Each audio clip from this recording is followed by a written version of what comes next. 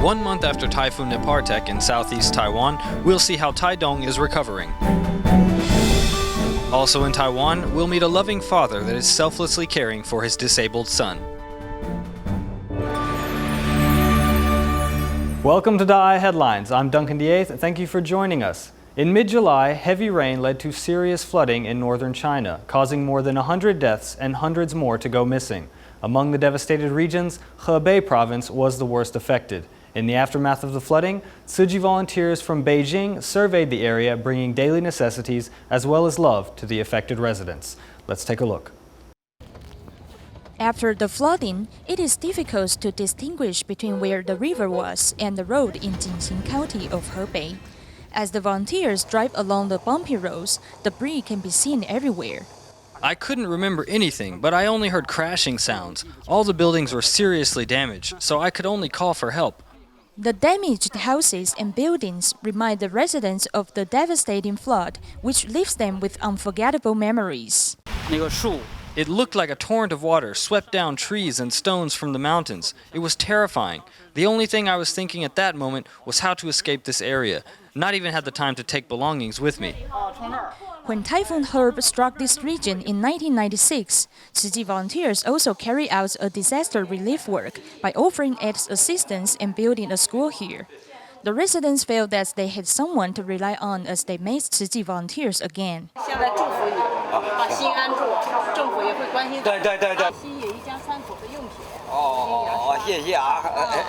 The affected residents are currently staying at the temporary shelters. Some are staying in the tents, while others at schools. With Tzu Chi volunteers' help, they have sufficient food and daily supplies. There are also members of the army helping them clean up the debris as well as their homes. Tzu Chi volunteers come and hug them with love and compassion.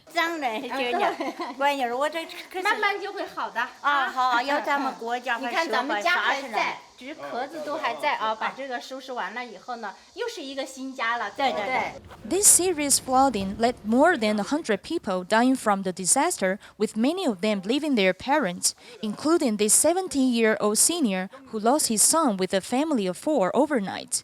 He feels blessed and loved when being surrounded by Tzu Chi volunteers. 谢谢你啊，这可是真是，你要坚强，太感谢了，就要坚强。哎呦，重建家园，台湾也好，咱们大陆也好，都是一家人啊。对，我们都是一家人嘛。Tzu Chi volunteers bring love and care to these residents, making them no longer feel helpless and loneliness, which encourage them to face their future bravely. It's been a month since Typhoon Nepartak devastated Taitung County in southeast Taiwan. Much of the area has been restored and tourists have been steadily returning. However, there are still some villages like Xianglan and also many schools in the region that still need attention and funds for rebuilding. Let's see how things are going.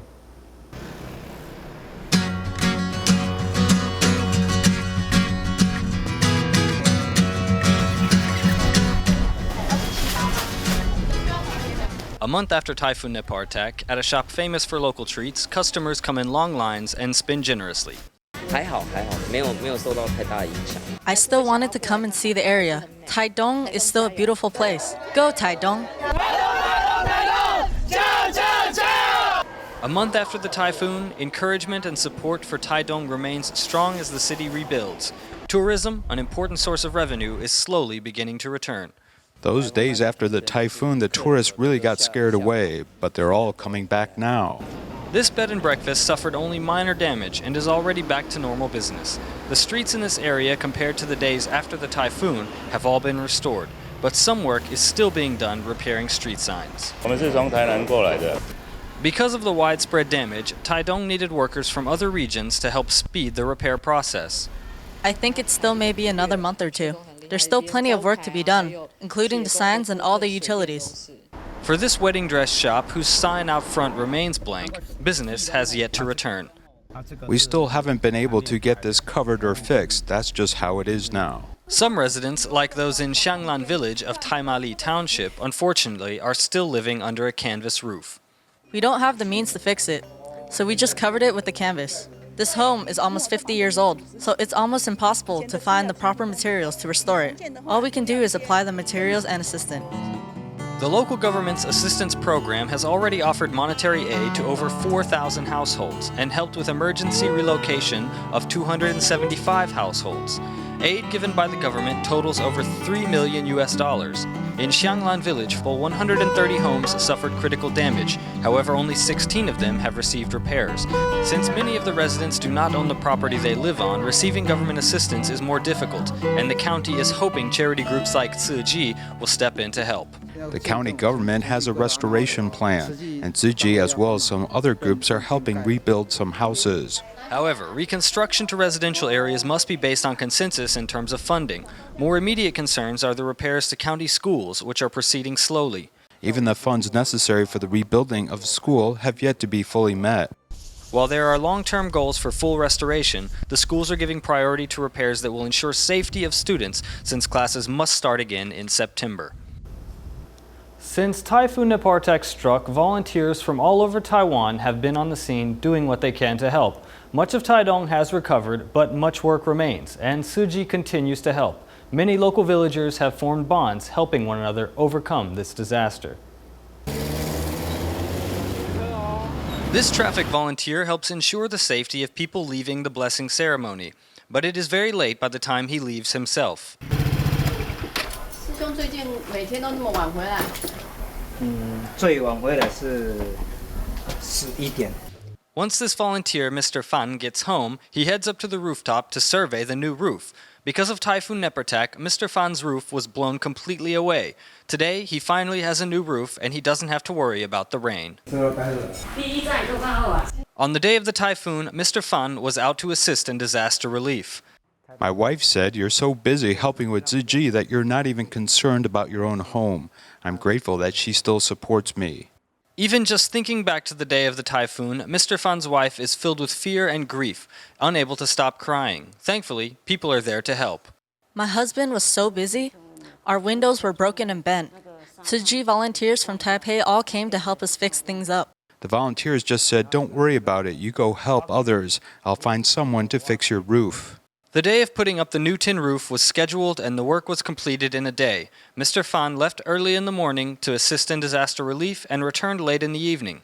We are always worried that others are in a much worse situation than ourselves. The next morning, as the sun rises, Mr. Fan is already busy at the Jinsu Hall, back to work helping others, a true exemplar of the Tzu spirit in Taitung. And he's off to deliver help to the hard-hit area of Xianglan Village. These are kind folks who have come from Taoyuan and Taipei to volunteer. Some belong to business groups and others came independently. This senior is over 90 years old and was shocked when the typhoon blew away his home's roof. His wife said they are fortunate for the volunteers' assistance. We're so moved by all of this love you share. I really hope I can repay the kindness by helping others. The whole village feels this way. We all want to give back. Many people have come along to help the Tzu volunteers. One of them is Mr. Zeng, himself a disaster victim and resident of Xianglan Village. After the damage of the typhoon, Mr. Zeng was moved to help his fellow villagers however he could. Although normally people don't interact this much, but after the typhoon, there's a lot that we people need to do for one another. In overcoming natural disasters, these residents form even stronger bonds by helping out and relying on the love of one another. August 7th was the third and final day of TIMA's large-scale free medical clinic in Tacloban, Philippines. A total of 5,414 patients were served. Apart from the local medical team in the Philippines, staff from Taiwan and Singapore also participated in the event. Among them, Tzu University of College of Medicine Superintendent Yang Ren-hong brought some medical students to the clinic, giving great experience to these doctors in training. Many patients come to seek Chinese medicine treatment. For Linda has long been suffering pain throughout her body. Her condition doesn't seem to improve, even though she has received many medical treatments. She comes to this free clinic with the goal of trying Chinese medicine. All of the TIMA doctors and students here treated patients with patience and love. I feel much better after receiving the acupuncture therapy. Thank you, Tzu. I feel grateful. I appreciate Tzu for holding a free medical clinic here. Originally, I didn't feel well, but after receiving the treatment, I don't have mobility issues anymore. On the third day of the free clinic held in Tacloban, Philippines, the number of patients seemed to multiply. In the Department of Dentistry, Dr. Lee Ipeng from Hualien Ziji Hospital has his own way of easing the anxious minds of children by singing and counting numbers to them. He was very nervous, so I sent and counted numbers to him. I told him that everything would get done after I counted from 1 to 10, letting him know that it wouldn't take so long to undergo dental treatments, as well as putting him at ease. Medical staff from 3 countries, as well as students from Ziji University College of Medicine, worked together to offer medical services at this free clinic. Students also seized the chance to learn from this experience. Through offering services at this free medical clinic, I have learned a lot from many Singaporean traditional Chinese physicians who gave us guidance and advice. We are not speaking in the same language, but we are speaking in the universal language. It is the beautiful smile. And I'm here is also to share some love and care from another country. Yeah, so I hope that we can become a big family. By participating in this free medical clinic in Tacloban, Philippines, students from Ziji University College of Medicine have broadened their horizons as well as learned compassion before they become doctors themselves.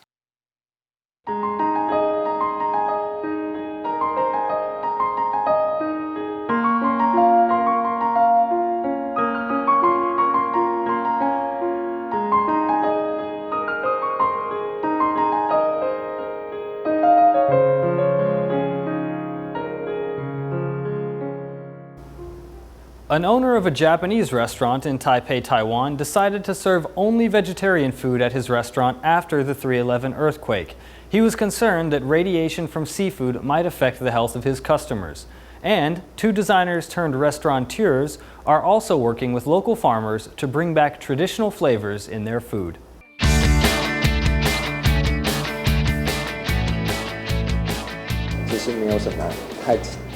There's not much technique to it. It's really about going back to basics to preserve the food's original flavor. I think people have forgotten this. We use fermented grapes with wild yeast to make the dough for our pizza base. Our chef learned how to make pizza in Australia, so he really enjoys using only natural ingredients. We run a small restaurant, so we buy all our produce and ingredients from local farmers, as you can see on this vegetarian pizza. Every morning, our chef will make tomato sauce using fresh tomatoes. Once the tomatoes have been peeled, they're put into a pot to simmer.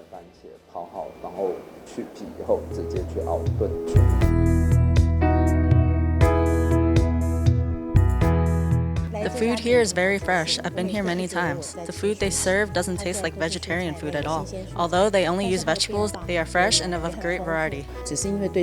You can feel their passion for food through the fresh ingredients they use.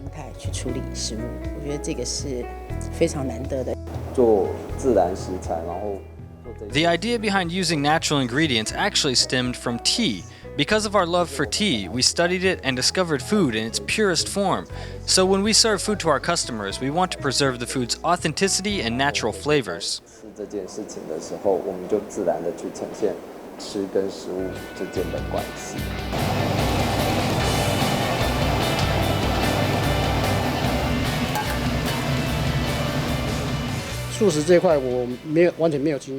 I hadn't a clue about vegetarian cuisine, nor did I know how to cook it. It was my wife that encouraged me to use what I know about Japanese cuisine and turn it into vegetarian dishes. She told me that the vegetarian udon noodles I always cook for her are nice.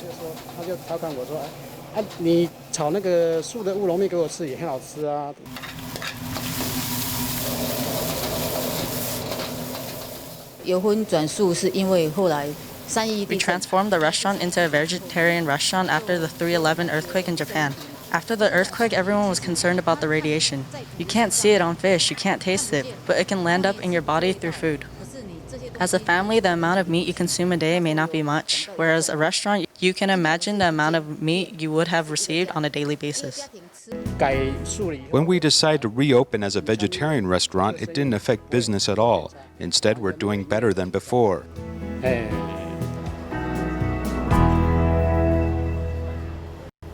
The The last performance of the special blessing ceremony for the 7th lunar month drew a very large audience. Taiwanese opera performer Sun Sui-fong led the touching drama in hopes of imparting some wisdom to the audience. The drumming and the striking of gong really get everyone's attention. There was a similar performance in Songshan district, so I came to see this. I want my kid to experience this large-scale performance. Then came the story of the six-tusked elephant king. The audience is watching attentively, as they don't want to miss any part of the show. In order to convert his wife, he sacrificed himself by having his tusks removed. He told her she had to learn to let go, and this is the meaning of our blessing ceremony. The audience gained a lot after watching the last performance. They learned the joy of Dharma by watching this Taiwanese opera performance. We must use wisdom, not revenge, to solve conflicts.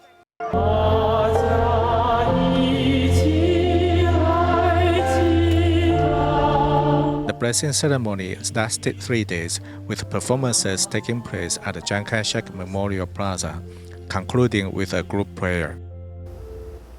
The 3-day blessing ceremony at the Chiang Kai-shek Memorial Hall Plaza reached its successful conclusion this past Sunday.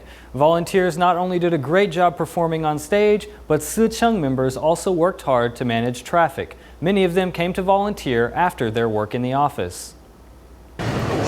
Many people came to watch performances associated with a blessing ceremony held by Tzu Chi at the Chiang Kai-shek Memorial Plaza.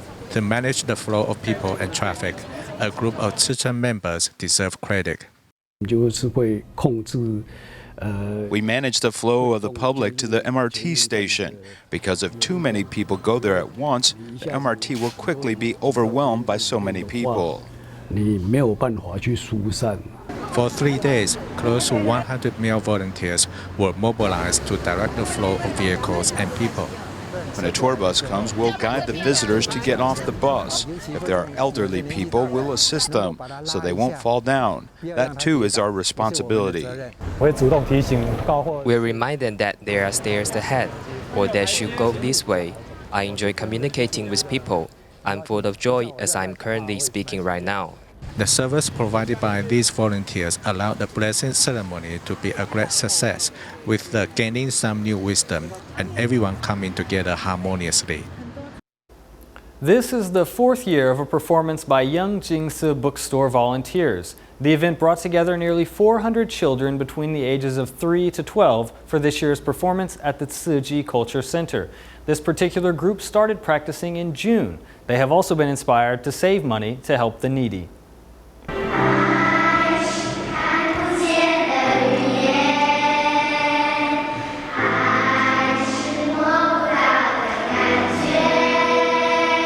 Using a child's voice and the exact movement, these young Jinsu bookstore volunteers radiate love. Children are the seeds of kindness. If we can nurture them well by giving them plenty of sunlight, nutrients, and water, they will bud and grow up. 养分水分，那么善的种子呢，一定会发芽，会成长。 2 months of training have planted seed of kindness in these children. Many of them began saving money in coin banks to do good deeds. I want to help people so they can have food to eat. I will lose my spare change, but I'm happy about it. I put my money in the coin bank to help those who need it, and I am happy about it. I just dropped in some money. I started doing it last year. I want to save money for international relief.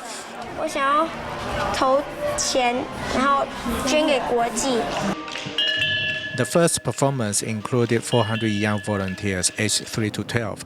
Some of them have not started school and cannot read, but this doesn't stop them from performing. When the music starts, they'll start practicing their movement, and in the process, virtue is nurtured inside them. Caring for children with disabilities can take a lot of patience. In Kaohsiung, Hong Ji-yuan has 2 sons. The eldest has a master's degree from National Taiwan University, while the younger son has severe mental disabilities. While the 2 children are considerably different, the father treats them with the same love. The youngest child cannot speak and requires constant care, which led Mr. Hong to give up his love of travel to dedicate his time to caring for his child. Entering this care facility and going upstairs to this familiar classroom is 32-year-old Li Ren. He climbs the stairs like a little boy. His father, Mr. Hong, is 65 and struggles to keep up with him. At lunchtime, this lunchbox needs to be inspected to ensure it's okay for his son to eat. When eating, he doesn't chew his food thoroughly. So we need to ensure that his food is soft and not too hard. Softer food goes in a little easier. His son needs near constant attention as he cannot speak. It's not only meals that he needs help with. Most of his time, he walks into the living room and sits on the sofa. Or he just walks back and forth like this, or just walks around. It's hard for him to sit at a table and eat. After just a few words are spoken, Li Ren is up and opening the cabinet or turning on the light switch. He is as restless as a little bee, as it takes him half an hour to eat. This is just a small part of his life. He communicates by using pictures. For example, when he chooses this photo, it means that he wants to drink water. Actually, children can have emotional problems and restlessness, and I think that 80% is physical. I used to think that he had emotional problems, but actually they are just mostly physical.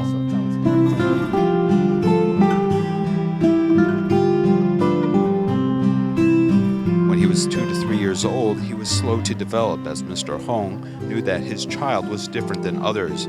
He could never sit still, even for a photograph, as this would require his father to hug him. Even when he is in pain, he couldn't speak. When he had a toothache, he couldn't sleep for 15 days. In fact, both his parents are still working and his brother was studying at school. Most of the time, his care is entrusted to temporary child care service, which is a challenge, because it's hard for him to adapt to unfamiliar people and things. One time, when he was in the hospital, his parents were quite tired, and his father said that his son has emotional ups and downs, though this was mostly physical with the child having no way to speak up. I haven't gone abroad for 18 years. Actually, I really like to travel abroad, but now it's impossible. Giving up his love of travel, this father chokes back tears, trying to suppress the bitterness of the past decade. Taking care of his son with disabilities who is sensitive to different environments has been a challenge for him, as he sought a different way to bring his child into society. Basically, I just want him to be happy, which is one of the most important things in life. Letting children be happy every day is one of the guiding principles of this father. Mr. Hong frequently joins his son's class and accompanies him as they grow together. Though he doesn't like being touched, he lets his father hold his hand or his shoulder, demonstrating the closeness between this father and son. Tsuji recently offered to help the Nanto Nursing and Education Institution set up a Buddhist shrine at the institute. Now, students and teachers can go to the shrine for strength and inspiration whenever they need. We'll leave you with these images at the end of our program. Thanks, and see you next time.